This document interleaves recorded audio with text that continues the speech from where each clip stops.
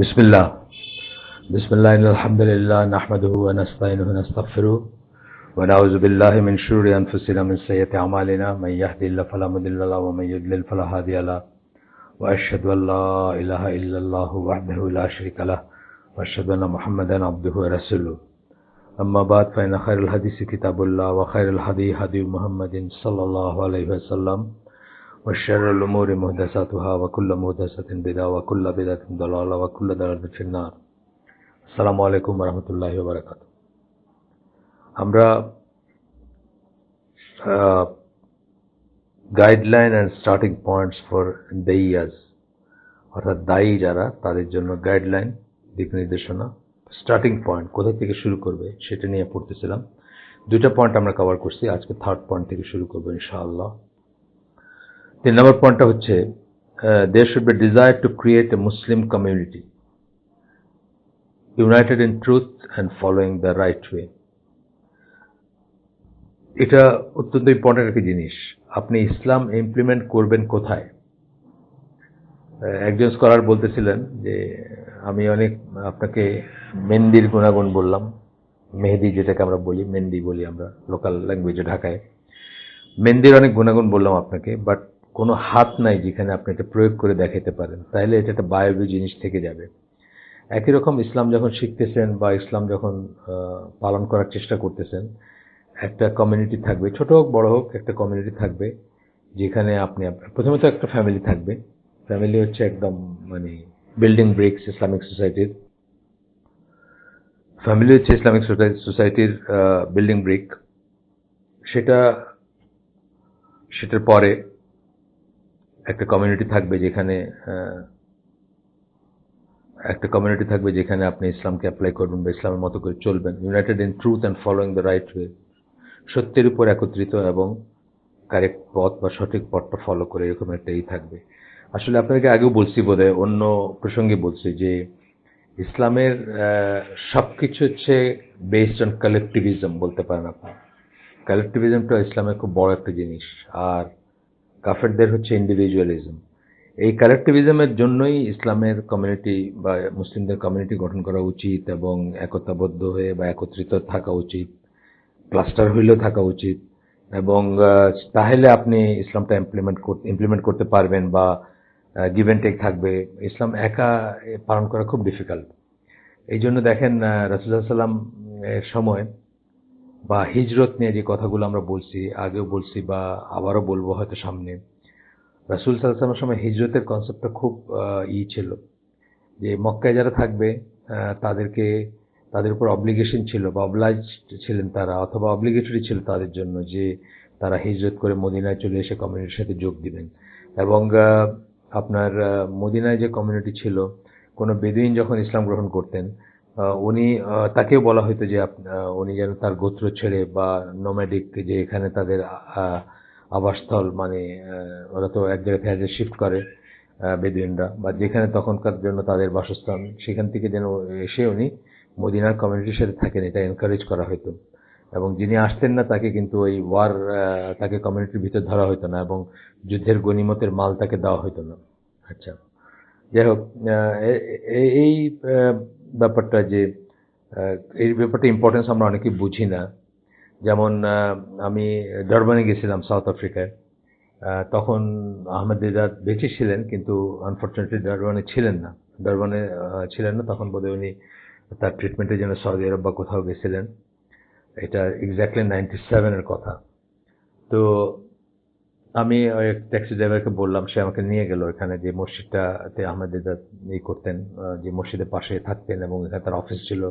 তো আমি দেখলাম যে মসজিদের চারিদিকে মুসলিমদের একটা কমিউনিটি আছে, মসজিদ বেস কমিউনিটি, ওই মসজিদকে কেন্দ্র করে গড়ে উঠছে। মাশাআল্লাহ, খুব সুন্দর লাগছিল দেখতে। এবং মদিনার কিন্তু ব্যাপারটা এরকমই ছিল যে মসজিদকে কেন্দ্র করেই সবকিছু গড়ে উঠছিল। সো এই কমিউনিটির জিনিসটা বোঝাটা খুব ইম্পর্টেন্ট। আমরা যেমন লিমিটেড স্কেলে আমাদের যে সংস্থাটার নাম কি, ইনস্টিটিউট ফর কমিউনিটি ডেভেলপমেন্ট, আমরা যাতে কমিউনিটি ডেভেলপ করতে পারি, সেই জন্য আমরা একটা ইনস্টিটিউট প্রতিষ্ঠা করছি। এবং স্কুল ফর কমিউনিটি ডেভেলপমেন্ট আমরা বলি, স্কুল ফর কমিউনিটি ডেভেলপমেন্ট। এটাও যেন একটা কমিউনিটি ডেভেলপ করার জন্য যে স্কুলের দরকার হয়, সেরূপভাবে একটা স্কুল। এবং আপনি যদি, যারা আমাদের সাথে পরিচিত তারা জানেন যে স্কুলের চারিদিকে হয়তো এখন 50টা বা 60টা বা 100টা বাসা আছে। আমি গুনি নাই, মানে হয়তো একটু রেডিয়াসটা বাড়াইলে হয়তো 100টা হবে। বাট যদি আধা মাইল রেডিয়াস ধরেন তাহলে তো 50টা বাসা আছে, যেখানে আমাদের বাচ্চাদের যে স্কুলের ছাত্রছাত্রী যারা তাদের প্যারেন্টসরা থাকেন বা তারা মাইগ্রেট করে আসছেন। এইটাই কমিউনিটি কনসেপ্টটা, এটা মসজিদ বেস কমিউনিটি। আমি আমাদের এই যে নবীনগর যে মসজিদটাতে আমাদের হালাকা হচ্ছে ইদানিং, সেখানেও কিন্তু আমি ওইটা একটা বিশেষ মেম্বার, আমি জাস্ট ওনারা বানাইছেন, আমি কখনো হইতে চাই নাই, জাস্ট একটা অর্ডিনারি মেম্বার একটা কমিটির। বাট আমি ওখানে এটাই করছি যে এই মসজিদের এই বিল্ডিং টিল্ডিং এগুলো মিনিংলেস যদি একে কেন্দ্র করে একটা কমিউনিটি না গড়ে ওঠে। আমি এটাও বলছি যে একজন স্কলার, রেসিডেন্ট স্কলার থাকা উচিত, যিনি by himself enough to answer day to day questions যেগুলো থাকে। তো এবং মানুষের যেসব সমস্যা থাকে ওগুলো, এবং তাকে কেন্দ্র করে বা তার সাথে উনি জুমার খুতবা দিবেন, উনি বিয়ে পড়াবেন, উনি মাসলা মাসাইল বলবেন, এবং অ্যান্ড সো অন, একটা শিক্ষা দীক্ষা গড়ে উঠবে। এইভাবে কমিউনিটি চিন্তা গড়ার কথা সবার চিন্তা করা উচিত, যেখানে যে লিমিটেড স্কেল হতে পারে, ছোট হতে পারে, অনেক সময় ভার্চুয়াল কমিউনিটি হতে পারে, রিয়েল কমিউনিটি না হয়ে সেটা ভার্চুয়াল কমিউনিটি হতে পারে। দেয়ার আর সিচুয়েশন যেখানে রিয়েল কমিউনিটি গঠন করার সুযোগ নাই বা সম্ভব না, সেখানে ভার্চুয়াল কমিউনিটি হতে পারে। সিলেটে যে মসজিদটা নতুন করে হয়েছে, যে তাকওয়া মসজিদ, যেটার আপনারা অনেকেই হয়তো জানেন সেটা সম্বন্ধে, বা অনেকেই সেটার মেল পান বা খবরাখবর পান, ওইখানেও কিন্তু আমি সেম কথা বলছি যে আমি যখন প্রথম যাই ওখানে হালাকা করি, তখন আমি বলছি যে আপনারা যারা এটার ওয়েল উইশার, তারা যাদের নিজেদের বাড়ি আছে তাদের কথা আমি ঠিক আহ, জানি না তারা পারবেন কিনা, হয়তো চেষ্টা করলে তাও পারবেন। আর নিজেদের বাড়ি নাই যাদের, তাদের উচিত এই মসজিদের চারপাশে বাসা টাসা ভাড়া নিয়ে এসে একত্রে বসবাস করা এবং নিজেদের ভিতরে একটা গিভ অ্যান্ড টেকের রিলেশন গড়ে তোলা। আপনারা জানেন যে যারা আমাদের স্কুল জানেন, আমাদের স্কুলে কিন্তু অনেক দূর দূরান্ত থেকে মানুষরা এসে আশেপাশে বাসা নিয়েছিলেন, এবং ঢাকার সেগুনবাগিচায় নিজেদের অ্যাপার্টমেন্ট আছে এমন 2টা ফ্যামিলি কিন্তু শুধু সন্তানদেরকে পড়ানোর জন্য সেখান থেকে এই মোহাম্মদপুর জোনে বাসা ভাড়া করে আসছেন, নিজেদের বাসা ছেড়ে দিয়ে বা ভাড়া দিয়ে। তো যাই হোক, এটা কমিউনিটি গঠনের আমরা আমাদের বোঝা উচিত, বা এটা অত্যন্ত ইম্পর্ট্যান্ট একটা কনসেপ্ট ইসলামের। তারপরে বলতেছে দ্য ওয়ার্ড ইউনিটি ব্র্যাকেটে তহিদ is the basis of the unity of the উম্মা। আমরা ইউনাইটেড হব কিসের উপর? তহিদের উপর ইউনাইটেড হব। এবং তহিদের মানে কিন্তু আবার তহিদের মানে কিন্তু ইউনিটি। আল্লাহর, যদিও আমরা আল্লাহর একত্ব বা আল্লাহর অভিন্নতা বোঝাই, বা সরি আল্লাহর, মাফ করবেন, আল্লাহর অদ্বিতীয়তা বোঝাই, আল্লাহর একত্ব এবং আল্লাহর অদ্বিতীয়তা বোঝাই। আমি একটা ওয়ার্ড ভুল বলছি, অভিন্নতা ওয়ার্ডটা এখানে প্রযোজ্য না, মুখে চলে আসছে হঠাৎ। তো যাই হোক, তো আল্লাহর একত্ব, আল্লাহ যে এক সেই ব্যাপার, এবং অদ্বিতীয়তা মানে আল্লাহর কোনোই নাই। এই এই রুট ওয়ার্ডটা হচ্ছে তৌহিদ, যেখান থেকে আসছে, সেটাও ইউনিটি। এবং ইউনিটি কিসের উপর হইতে হবে? আমাদের আমাদের যে আমরা যদি কমিউনিটি গঠন করি সেটা কিসের উপর আমরা আমরা একমত হয়ে করব? তৌহিদের উপর অবশ্যই। তৌহিদ ভিত্তিক সোসাইটি হবে। তৌহিদ ভিত্তিক মানে আল্লাহর একত্ব, আল্লাহর অদ্বিতীয়তা, এবং আল্লাহ ছাড়া ইবাদতের যোগ্য কোনো ইলা নাই, আল্লাহর মতো আর কিছুই নাই, ইত্যাদি কথাগুলো যেখানে রিফ্লেক্টেড হবে বা যেখানে জীবনযাপনে আসবে। They should also keep away from the fragmentation that is afflicting Islamic groups nowadays. Fragmentation, যে ভাগাভাগি হয় যেটা, সেটার থেকে দূরে থাকবে তারা, এবং তারা মানে আজকাল যে সমস্ত USA such as the blameworthy factionalism that is dividing the Muslims, এগুলো থেকে দূরে থাকবেন তারা। আর ইসলামের নামে দলাদলি থেকে দূরে থাকবেন। তৌহিদের উপরে তারা একত্রবদ্ধ হবেন এবং সেখানে আর কোনো ভাগ করবেন না। অফকোর্স তৌহিদ যেখানে ঠিক নাই বা ভ্রান্ত আকীদা যেখানে আছে, যারা মনে করে যে মানে 500 বছর আগে মরে যাওয়া কোনো একজন দরবেশ বা ওয়ালি যিনি ছিলেন, উনি আপনাকে সন্তান দিতে পারেন, তাদের সাথে তো আর ইউনিটির প্রশ্ন ওঠে না। ইউনিটি হইতে হবে তৌহিদের ভিত্তিতে, এবং তৌহিদপন্থী মুসলিমদের ইউনিটি হইতে হবে। আচ্ছা, the correct understanding is that any group that comes together to call others to Allah is to be regarded as a group of Muslims, not the group of Muslims. এটা কি বললেন? এখানে বললেন যে কোনো একটা গ্রুপ যদি আসে এবং তারা যদি আপনাকে আল্লাহর দিকে দাওয়াত দেয় খালিস নিয়তে, তাদেরকে আপনি ধরে নেবেন যে তারা হচ্ছে একটা গ্রুপ যারা আল্লাহর দিকে আপনাকে ডাকতেছে, একটা দল যারা আল্লাহর দিকে ডাকতেছে। তারা যদি কেবল আল্লাহর দিকে ডাকে, আপনি তাদের ডাকে সাড়া দিবেন এবং আপনি তাদের একজনও হইতে পারেন। কিন্তু এইটা মনে রাখবেন, they are not the group of Muslims. আল ইজতিমানা, দি গ্রুপ মানে এই গ্রুপটাই ঠিক আর বাকি দুনিয়া সবাই ভুল, এটা মনে করার কোনো স্কোপ নেই। সেটা একসময় হবে। দি গ্রুপ কথাটা তখনই বলা যাবে যখন একজন খলিফার আন্ডারে বিশ্ব মুসলিমরা একত্রিত হবেন এবং আহলে সুন্নাত জামার মেথোডোলজি আকীদা মানহাজের উপর একত্রিত হবেন এবং একটা মুসলিম উম্মাহ একজন লিডারের আন্ডারে একত্রিত হবেন।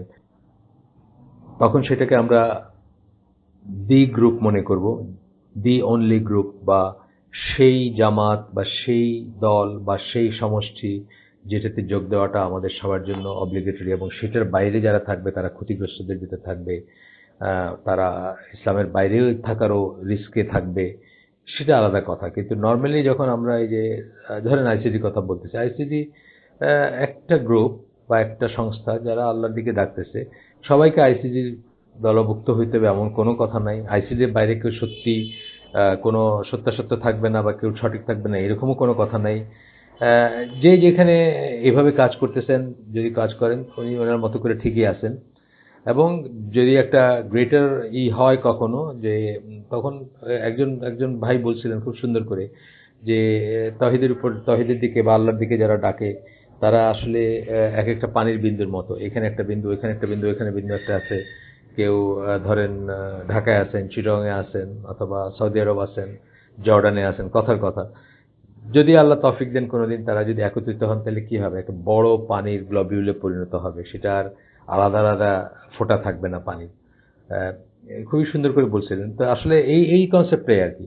কিন্তু যে কোনো একটা গ্রুপকে দি গ্রুপ মনে করা অথবা এ ছাড়া বাকি সবাই ভ্রান্ত বা এখানে জয়েন করতেই হবে, সেটা সঠিক না। সেটা সেদিনই হবে যেদিন সমস্ত মুসলিম উম্মাহ একজন খলিফার আন্ডারে একত্রিত হবে। আচ্ছা, 4 নম্বর পয়েন্ট হচ্ছে the loyalty must be to ইসলাম। আগে আমি একটু ডিসকাস করে ফেলছি এটা। 4 নম্বর পয়েন্টের একটু তো বললাম, loyalty must be to Islam, not to personalities. আমি এসব গ্রুপের কথা বলছি। তো একটা গ্রুপ তো একটা পার্সোনালিটিকে সেন্টার করে সাধারণত ফর্ম করে। তো আমাদের লয়ালিটি ইসলামের প্রতি থাকবে, পার্সোনালিটিজের প্রতি থাকবে না। পার্সোনালিটিজের প্রতি থাকলে আপনি ভ্রান্ত হয়ে যাওয়ার এভরি পসিবিলিটি। কারণ যে কোনো পার্সোনালিটি দুনিয়াতে আল্লাহ রসুল ছাড়া কেউ ইনফলিবল না, কেউ নির্ভুল না, কেউ একেবারে 100% সঠিক না। সুতরাং আপনি যখন যদি এটা পার্সোনালিটির কাছে লয়ালিটি থাকলে আপনি তার ভুলগুলোর প্রতিও লয়াল থাকবেন এবং আপনি আর কখনো শুদ্ধ পথ খুঁজেই পাবেন না। এই কথাটাই আমরা বলতে চাই যখন মাযহাবের কথা আসে, যে মাযহাব যারা যে 4জন ইমাম ছিলেন তারা গ্রেট কাজ করে গেছেন, অনেক ফিক অনেক ব্যাপার আমাদেরকে শিখাই গেছেন। না হলে আমাদেরকে জিরো থেকে যদি শুরু করতে তাহলে এত 500 বছর লাগতো আবার এটা ডেভেলপ করতে, যেটুকু ডেভেলপ করে গেছেন তারা। কিন্তু কথা হচ্ছে যে তারা ইনফলিবল ছিলেন এটা যেমন মনে করা যাবে না, তাদের ভুলগুলোকে আঁকড়ে ধরে তাদের প্রতি অন্ধ আনুগত্য দেখায় বা লয়ালিটি দেখায় চললে সেটাও সঠিক না। আমাদের হবে ইসলামের প্রতি, আল্লাহর প্রতি, রসুলের প্রতি, শরিয়ার প্রতি, ইসলামের প্রতি আমাদের আনুগত্য থাকবে, কোনো ব্যক্তির প্রতি না। ফর ট্রুথ, তারপর বলতেছেন for truth abides but personalities fade away. Personality আসবেন যাবেন, তারা ফেডেড হয়ে যাবেন, কিন্তু সত্য যেটা সেটা টিকে থাকবে। If you know the truth, you know it's people. আর সত্য যদি জানবেন, জেনে থাকেন, সত্য যদি বুঝেন, তাহলে আপনি কারা সত্যের উপর আছে এটাও খুব ইজিলি জানবেন। তাহলে কি জানলাম আমরা, যে ইসলামের প্রতি, আল্লাহর প্রতি, রসুলের প্রতি বা শরিয়ার প্রতি লয়ালিটি থাকবে, কোনো ব্যক্তির প্রতি থাকবে না। এই ব্যক্তির ফলোয়ার হইলেই সঠিক আর বাকি সবাই ভুল। যেটা আমাদেরকে দেখা যায় যে আমাদের ভিতরে অনেকে ডগমেটিক যারা আছেন, তারা হানাফি মাযহাব হোক বা অন্যান্য মাযহাবেও আছেন, শুধু হানাফি বলে তা না, অন্যান্য ভিতরে আছেন, তারাই ঠিক আর বাকি সবাই ভুল। বা তারা একজন মানুষকে করে, একজন মানুষের কে সেন্টার করে একটা কমিউনিটি গড়ে ওঠে অথবা একটা সমষ্টি গড়ে ওঠে, হানাফি মাযহাব অথবা তবলিগ জামাত বা আরও যেসব আছে। আহ, তারপরে তারা সেটার প্রতি লয়াল থাকেন, ইসলামের প্রতি লয়ালিটি তাদের আর থাকে না। বা যা কিছু ইসলামের ওইটার সাথে যায় সেগুলোই তারা গ্রহণ করেন, যা কিছু যায় না সেটাকে তারা পরিত্যাগ করেন।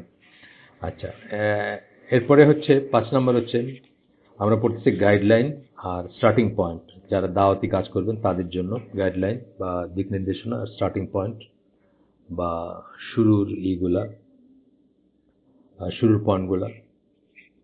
5 নম্বর হচ্ছে calling for cooperation and everything that may lead to it. Cooperation মানে পারস্পরিক ইসে সহযোগিতায় কাজ করতে পারবেন, and everything that may lead to ইট।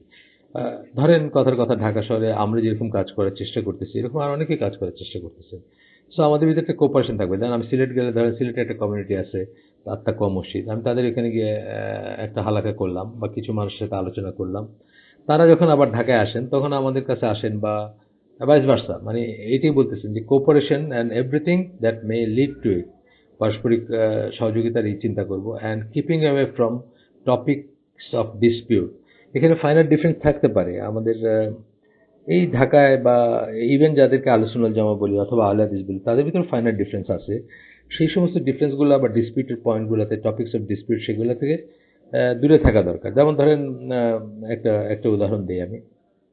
এই আমাদের এই 4-5 জন আলেম যারা আছেন তাদের ভিতরে কিন্তু আছে, নানা রকম মতভেদ আছে, এবং সেগুলা ইজতিহাদি পয়েন্ট অথবা ইজতিহাদি ছাড়াও, মানে একটা যে যেটাকে ঠিক মনে করেন সেটাকে রেসপেক্ট করে, আমি যদি ওটা নাও প্র্যাকটিস করি, তারপরেও আমি কিন্তু আপনার তাদেরকে রেসপেক্ট করতে পারি, বা তাদের সাথে ঝগড়াঝাটি না করতে পারি। একদম উদাহরণ দিচ্ছি আমি, যেমন আমাদের আলেমদের ভিতরে এমন আলেম আছেন যিনি মনে করেন যে রুকুতে নামাজ, যেটা আমিও ফলো করি, যে রুকুতে যদি দেশে রুকুতে এক রাকাত নামাজ ধরে তাহলে সে রাকাতটা পাইল।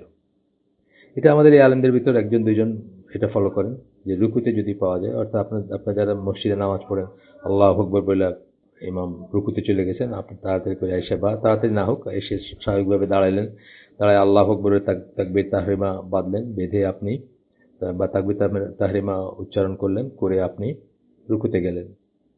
যেভাবে মানে তাকবীর তাহরিমাটা কিন্তু ফাঁকি দেওয়া যাবে না, ওইখানে শর্টকাট তাড়াহুড়া করে করা যাবে না, প্রপারলি উচ্চারণ করতে হবে।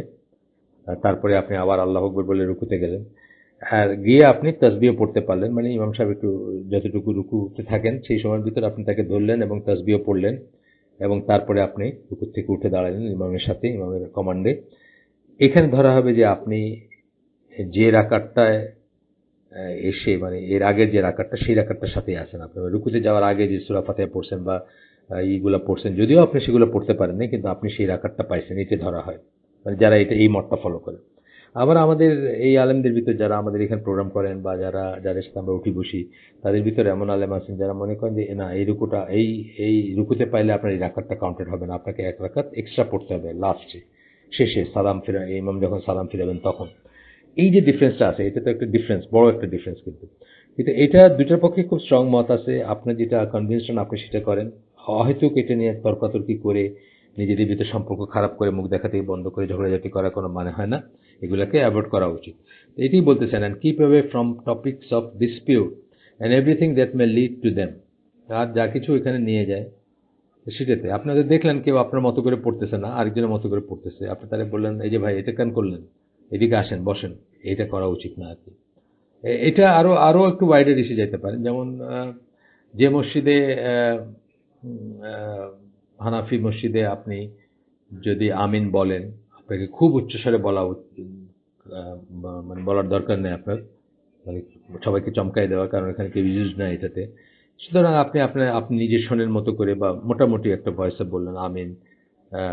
এটা যেমন করা উচিত, অন্য যারা আছেন তারাও আপনার দিকে চোখ রাঙায় তাকানোর কোনো কারণ নেই, কারণ এটা সুন্নায় আছে।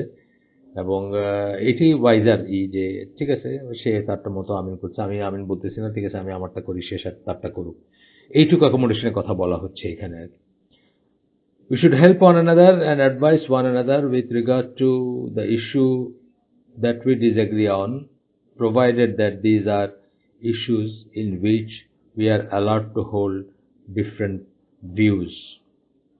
মানে ওই সমস্ত ইস্যুর কথা আমি বলতেছি যে এখানে আসতেছে, যেখানে আপনি ডিফারেন্ট ভিউজ করাটা অ্যালাউড। যেমন আমি বললাম যে আপনি জোরে আমিন বলতে পারেন, আস্তে আমিন বলতে পারেন, দুইটার পক্ষে মত আছে। হয়তো একটা মোর কারেক্ট, সেটা ঠিক আছে, কিন্তু কেউ জোরে আমিন বললো না বলে কেউ দুনিয়া বলতে পারবে না যে সে মানে সশব্দে আমিন বললো না বলে তার নামাজ হয় না, এটা কেউ বলতে পারবে না। একই কথা, কেউ বুকের উপর হাত বাঁধে না দেখে তার নামাজ হয় না, এটা কেউ বলতে পারবে না। বা আপনার আরো যেসব আছে আর কি এই ধরনের।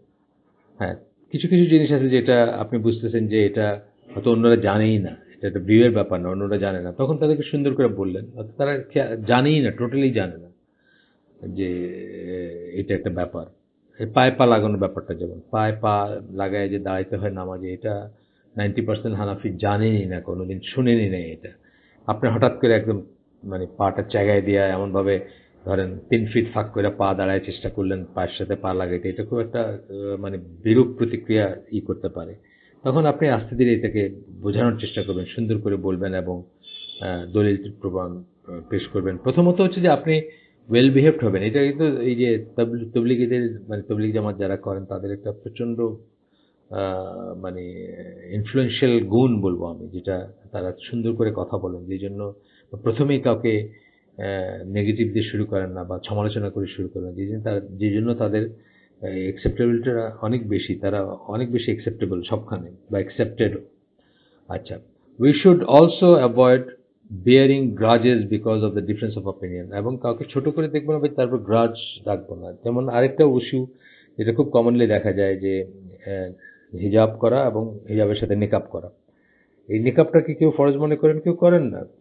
যিনি ফরজ মনে করেন তাকে তারটা করতে দেন, যিনি করেন না তাকেও তারটা করতে দেন। একজন আরেকজনকে ছোট করে দেখবেন না বা এটার জন্য একটা ঘৃণা বা একটা হিংসা ভিতরে রাখবেন না। The basic principle for Islamic groups is that they should work together and be united. If that is not possible, then they should cooperate. একটা হচ্ছে ওয়ার্ক টুগেদার অ্যান্ড ইউনাইটেড বললেন, সেটাও যদি সম্ভব না হয় তাহলে একজন একজনকে কোঅপারেট করা উচিত। If that is not possible, কোঅপারেটও যদি না করা যায়, then they should live and let live. তাহলে কি উচিত, তাদের সহাবস্থান করতে পারা উচিত, at least for what is beyond that leads to ডুম।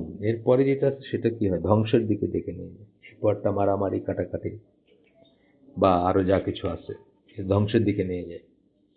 এখন এখানে অনেক কথা এসে যায় যে কোডটাকে আপনি অ্যাকসেপ্টেবল করবেন কোন খাতে, কোথায় লাইন টানবেন, তাই না?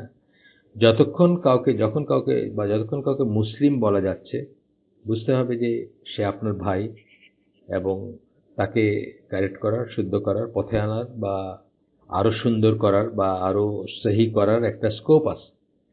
ইভেন আল্লাহ রাসূল সাল্লাল্লাহু আলাইহি ওয়াসাল্লাম যাদেরকে জাহান্নামী বলছেন যে 73 ভাগে বিভক্ত হবে, তার সবকটা জাহান্নামে যাবে একটা ছাড়া, সেই হাদিসগুলাতে বা সেই এসে দেখবো উনি কিন্তু আমরা দেখবো যে উনি কি বলছেন, মাই উম্মা বলছেন। তথাপি কিন্তু তারা এই উম্মার মানুষ, তথাপি তারা মুসলিম উম্মার অংশ। যতক্ষণ তাদেরকে মুসলিম বলা যাবে ততক্ষণ তো তাদের আপনার উপর মুসলিম হিসেবে যে রাইটগুলো আছে সেগুলো আছে, এবং ততক্ষণ আপনি তাদের ব্যাপারে আশাবাদী হবেন যে ইনশাআল্লাহ তারা হয়তো কখনোই করে আসবে।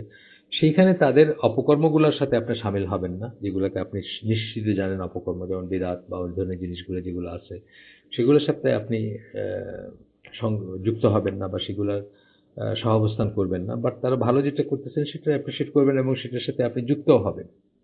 এটি হচ্ছে এই ওয়ালাল বারা সম্বন্ধে আমরা পড়ছি না আগে, আমরা 3 ভাগে ভাগ করি পৃথিবীকে।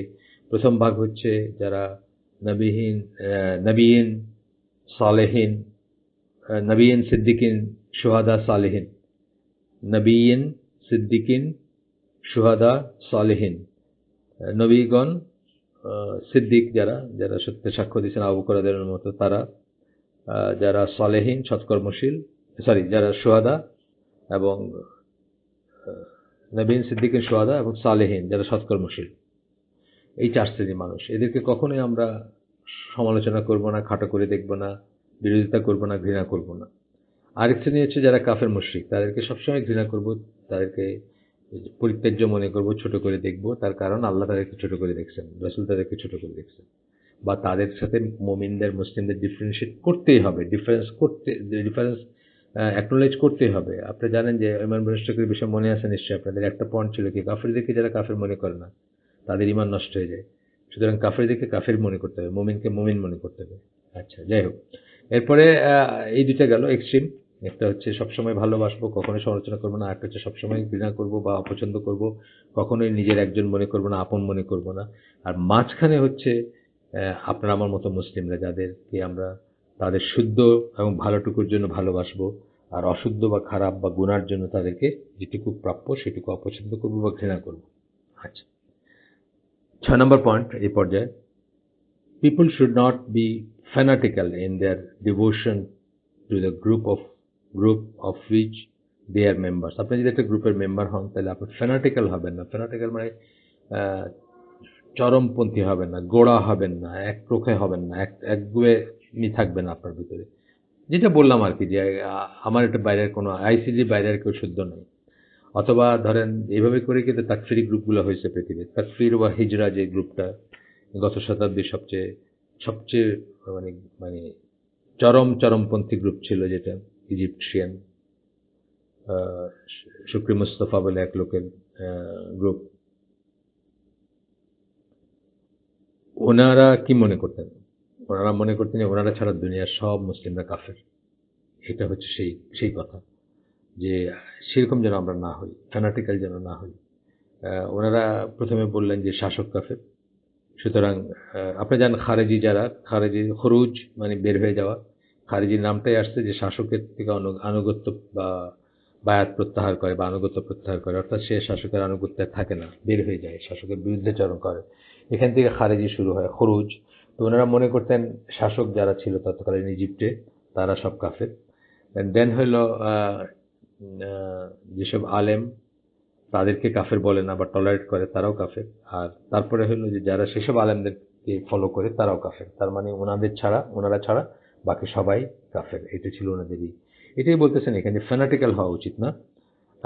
এরপর বলছেন not should they reject any good effort made by others. অন্যরা যদি ভালো কাজ করে সেটা রিজেক্ট করার কোনো কারণ নেই। যদি ভালো কাজ করে অন্যরা, সেটা অ্যাকনোলেজ করা উচিত বা সেটুকুতে তাদেরকে সাপোর্ট করা উচিত। আমরা অনেক সময় দেখছি যে ধরেন ইসের সময়, এই কোনো একটা ক্রাইসিসের সময় হয়তো কোনো একটা গ্রুপ আদারওয়াইজ হয়তো অনেক কিছুতে তাদের ভুল ত্রুটি থাকতে পারে, কিন্তু তারা ধরেন একটা প্রাকৃতিক দুর্যোগের সময় তারা বেওয়ারিশ লাশগুলোকে কালেক্ট করে তাদেরকে জানাজা করতেছে, তাদেরকে কবর দিয়ে অ্যাপ্রিসিয়েট করা উচিত। যেটা একটা গ্রেট কাজ একটা তারা করতেছেন। এই ধরনের উদাহরণগুলো আসবে এখানে আর কি। তো এরপরে হচ্ছে যে বলতেছেন so long as it is in accordance with the শরিয়ার সাথে যতক্ষণ ইনলাইন হবে ততক্ষণ তাদের ভালো কাজগুলোতে, ভালো এফোর্টগুলোতে সেগুলো রিজেক্ট করা উচিত না, বরং সেগুলোকে অ্যাপ্রিসিয়েট করা উচিত। And avoids the extremes of carelessness and exaggeration. এবং যারা নেগলেক্ট বা অবহেলা এবং এক্সেজারেশন এগুলোতে যায় না, সেই ধরনের গ্রুপ যারা বা যারা এই ধরনের মানুষদের এফোর্ট যেগুলো, সেগুলোকে আমাদের অ্যাকনোলেজ করা উচিত, অ্যাপ্রিসিয়েট করা উচিত। আমরা আজকে এখানে শেষ করে দেই। সুবহানাকা আল্লাহুম্মা বিহামদিকা আশহাদু আল্লা ইলাহা ইল্লা আনতা আস্তাগফিরুকা ওয়া আতুবু ইলাইক। আমরা যে শুনলাম তার ভিতরে ভালো কিছু শুনে থাকলে সমস্ত প্রশংসা আল্লাহর, আলহামদুলিল্লাহ। খারাপ কিছু শুনে থাকলে সমস্ত ব্যর্থতা আমার এবং সেটা শয়তানের তরফ থেকে। আল্লাহ আমাদেরকে যা ভালো শুনলাম তার উপর আমল করার তৌফিক দেন। আসসালামু আলাইকুম ওয়া রাহমাতুল্লাহি ওয়া বারাকাতুহু।